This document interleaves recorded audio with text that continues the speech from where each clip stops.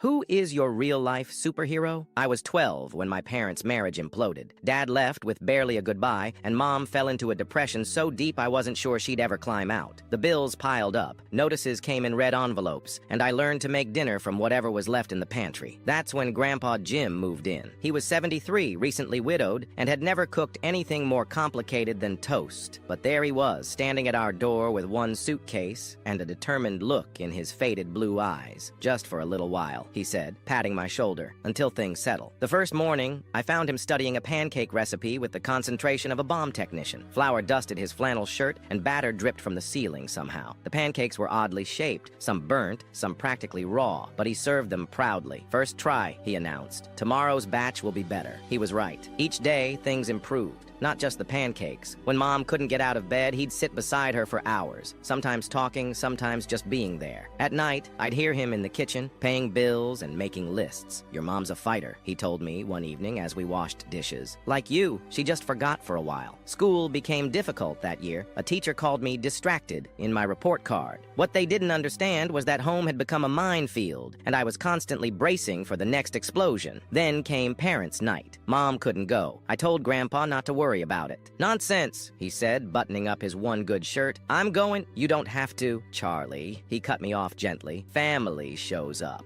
I watched him iron his pants, polish his shoes, and carefully comb his thin white hair. He looked tired. I knew his arthritis was acting up because he'd been wincing when he thought I wasn't looking. At school, he shook hands with every teacher, asked thoughtful questions, and took notes in his shaky handwriting. When Mrs. Peterson mentioned I was falling behind in math, he nodded seriously. "We'll work on it together," he promised, and we did. Every night after dinner, we'd spread my textbooks across the kitchen table. Math had never been his strong suit either, but he'd sit there squinting at problems until we figured them out together. One night, frustrated with fractions, I slammed my pencil down. "This is stupid. Dad would know how to do this." Grandpa didn't flinch at the mention of my father. He just picked up the pencil and handed it back. "Maybe he would," he said quietly. "But I'm here, and I'm not going anywhere, so let's try again." It wasn't just the homework help or the gradually improving meals. It was how he treated Mom with dignity, even on her worst days. How he fixed the leaky faucet and taught me to change a tire just because a person should know these things. How he never once complained about the cramped guest room or his aching joints. 6 months turned into a year. Mom slowly returned to us. She found a better job, started cooking again, laughed sometimes. Grandpa didn't move out until I was 14 when we were truly steady again. He lived just 3 blocks away, close enough that I could ride my bike over any time. The summer before he died, we built a treehouse together in his backyard.